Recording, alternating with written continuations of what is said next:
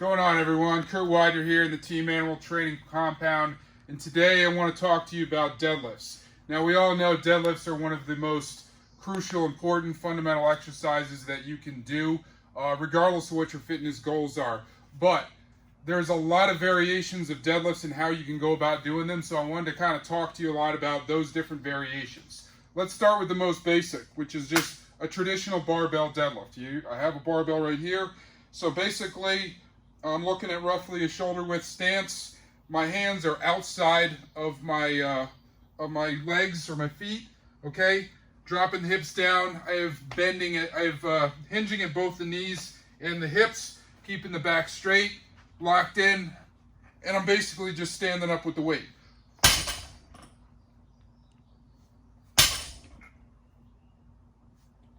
Okay, so that's your most basic form of deadlift, what we know as a traditional deadlift. Now from there, the first variation that you're probably going to hear of a lot is what's called a Romanian deadlift. And the most simple way to differentiate between a Romanian deadlift and a traditional deadlift is that the Romanian deadlift is mostly hinging at the waist, so you're taking the knee bend out. Essentially, you're taking the quads out of the movement and you're putting all of the focus in the posterior chain. So rather than dropping down here, I'm gonna keep my hips higher. There's gonna be I don't lock my legs out. I have very little knee bend. Still keeping the back straight, and all the hinging is from the hips.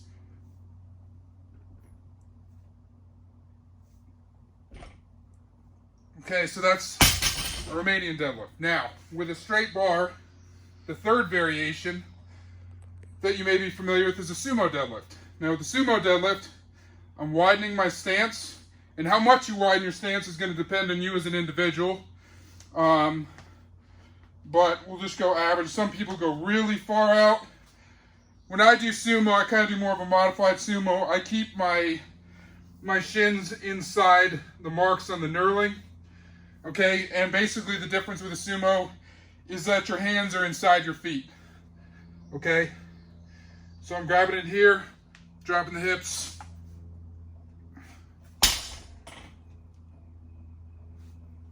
Okay, so there's your sumo deadlift. So let's talk about, before we go into any other ones, why you would do any of these. Well, first of all, if you're a competitive power lifter, you're going to have to use a straight bar. Okay, so you're either going to do a traditional deadlift or you're going to do a sumo style deadlift. Really what it boils down to is mechanics. Why would you do one versus the other? It really depends on what your strong suit is, okay? Because you're placing greater emphasis on certain musculature. Also with like the sumo, for some people it gives them a little bit of a mechanical advantage. If they don't have the mobility to have their feet inside and keep their back straight, it's going to be a lot easier for them when they come down, when they bring their feet outside, to get their hips down low enough so that they can keep a neutral spine. So a lot of it has to do with mechanics, okay? As far as Romanian, let's say that you're a bodybuilder and within a workout, you're actually trying to emphasize your posterior chain more. You've already trained quads heavy in a different workout, or maybe within that workout, depending on how your split is set up, but you want to focus on posterior chain to take the quads out. So you would do a Romanian deadlift. So a lot of it's how you're going about, emphasizing and what your goals are for that particular lift on that particular day. For a bodybuilder, a sumo, you're going to put a lot more emphasis on the traps. You're getting some quads, but it's very hip dominant. You're going to feel a lot in your glutes. Whenever I do sumo, you feel a lot in your medial glutes. Your lats don't play as much of a role when you're doing a traditional deadlift and you're out here and you're bracing a lot with your lats. Whereas when you do a sumo and you step out and your grip is inside, you're going to get a lot of work with your traps. So you're still working your back, but it's emphasizing your back in a different way. I don't think that sumo is necessarily the best for a bodybuilder. I'm not saying it doesn't have its place. I have done sumo as part of my training, but I do it more of as a variation. Even, you know, if you're a competitive powerlifter, I think that it's important to learn how to do both sumo and traditional.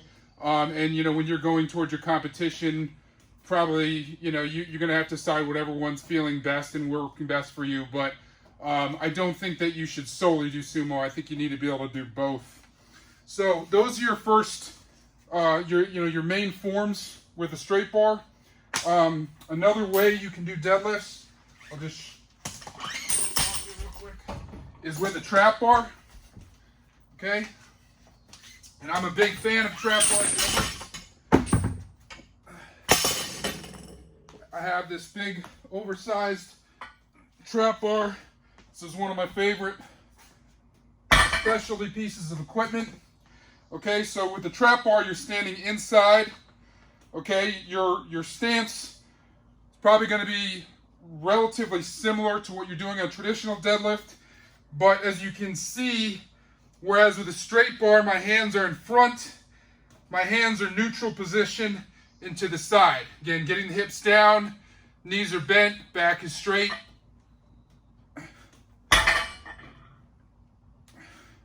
Now, one of the main differences here versus the traditional is because my hands are to the side, the weight is centered around my body more.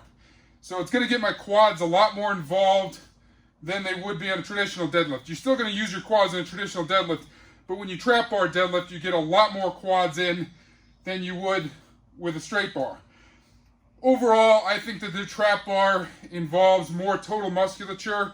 I think that for instance, for bodybuilders, you get far more total muscle fiber recruitment throughout your body than you do with any other form of deadlift. I still think that you should do all forms of deadlifting, but I'm a big fan as a competitive bodybuilder of the trap bar deadlift. Also for an athlete, because it mimics more of what your athletic stance is. If you're an athlete and you're doing most things from that jump position, you know, with your weight centered, it makes sense to train in such a manner. It wouldn't make sense as an athlete, in my opinion, to do a super wide sumo, because there's nothing athletically that you're probably going to do from that position. So as an athlete, you should do those things that more closely mimic the movements that you're doing in your athletic endeavor. So that gives you basically 4 different types of deadlifts. Now within those, there's variations. Okay, the first variation is band tension. And as you can see, I have band pegs on my deadlift platform that Dave and I built. Okay, and basically what I'm going to do is place these over the bar. And this can be done with either a trap bar or a straight bar, doesn't matter. The setup is the same. Okay, and what this is this is a form of variable resistance. Okay,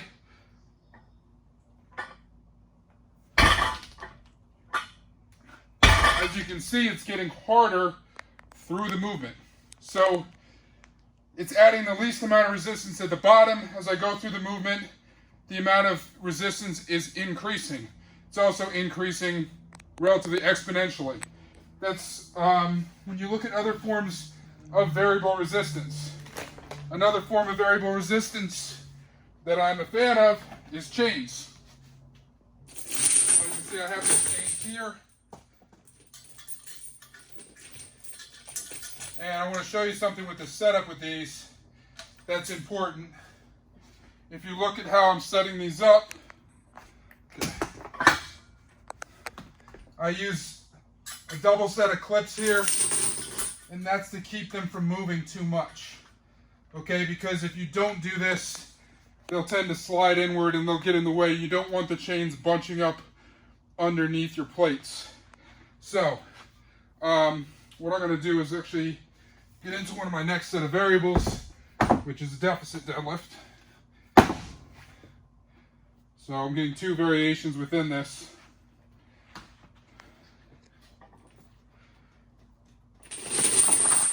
So as you can see, with this deficit, I could probably go a little higher, but the chains are completely off the floor at the top, which means all of the weight's being added at the top.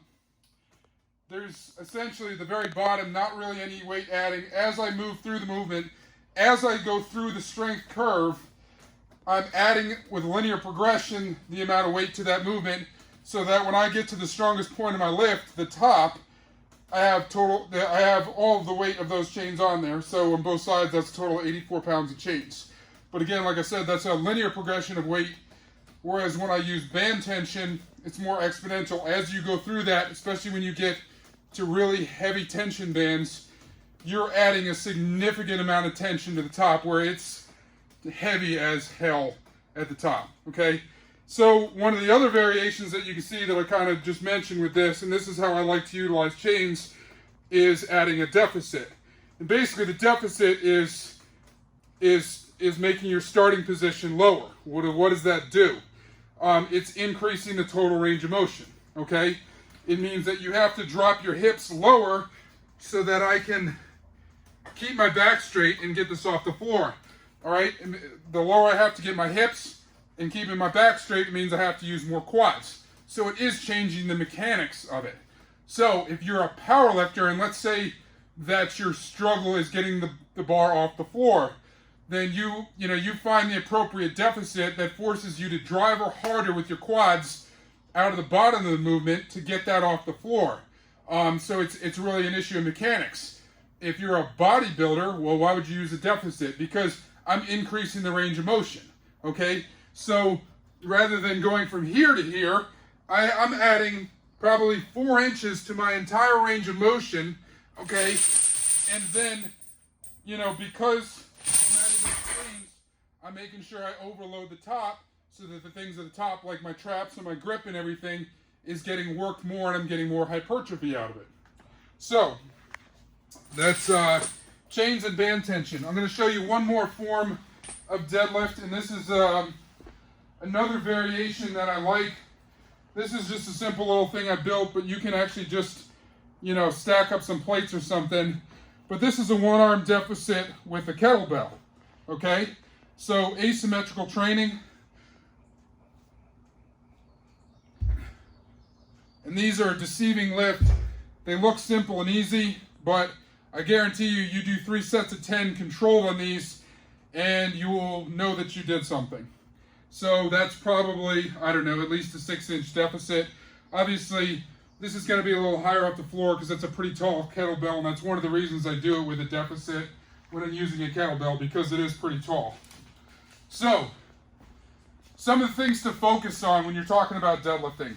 And regardless of what type of deadlift you're doing, deadlifts are a hip-dominant movement. So you got to think about the most important thing that you're doing is basically you're extending your hips. And all of your power comes from there. So when you're doing that lift, okay, the bar has to move with your hips. Okay, so I don't want my hips to come up before that bar moves off the floor. All right, if I do this, where my hips come up before that bar moves, I'm in trouble right off the bat. That means what's going to happen is my chest is going to collapse, my shoulders are going to round forward, and I'm going to end up rounding my back and using spinal flexion to pick it up off the ground. So I want the first movement to be the hips come up while the bar is moving up, in sync with one another. A lot of people get themselves into trouble because they think of deadlift as a pull movement, and it shouldn't be thought of as a pull movement. You should think about a push movement. You're driving your feet through the floor.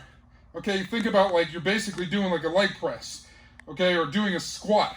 And so I'm thinking about push my legs through the floor, and that's what's going to force me into a standing position. I don't want to be pulling. Along those lines, your arms should stay straight. All your arms are really doing is attaching the weight to your body. You don't have any change in flexion in your elbows when you do a deadlift. Your arms are staying straight, okay? Chest up, shoulders back, brace with your back, and just stand up, okay? one of the most important things, neutral spine. You hear people talking about it, and basically what that means is you're straight here. You're not, hyperextended, but you're not rounded. Neutral. So, simple cues. Get your hips down, get your chest up, shoulders back. Brian Alsru's got some great videos on cues for deadlift, and he talks about putting your shoulders in your back pocket.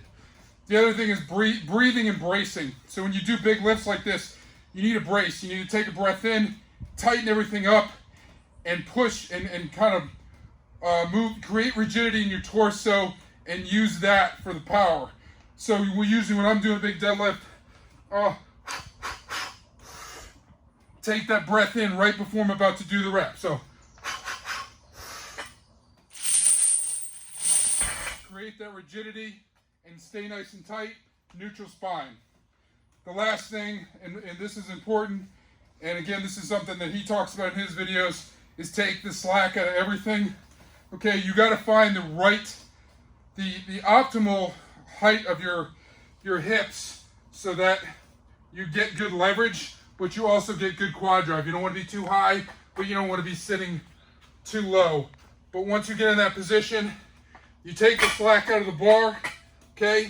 Take the slack out of your entire body and drive your feet to the floor so as soon as you start pushing, the bar starts moving.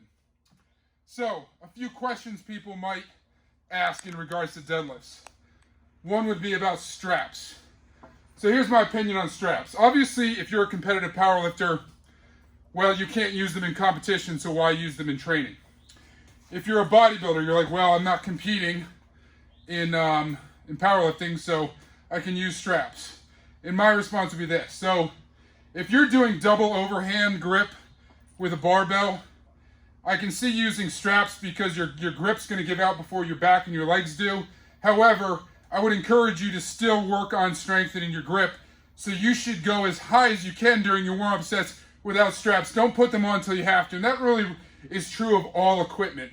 And I don't care whether you're talking about a belt or knee sleeves or whatever.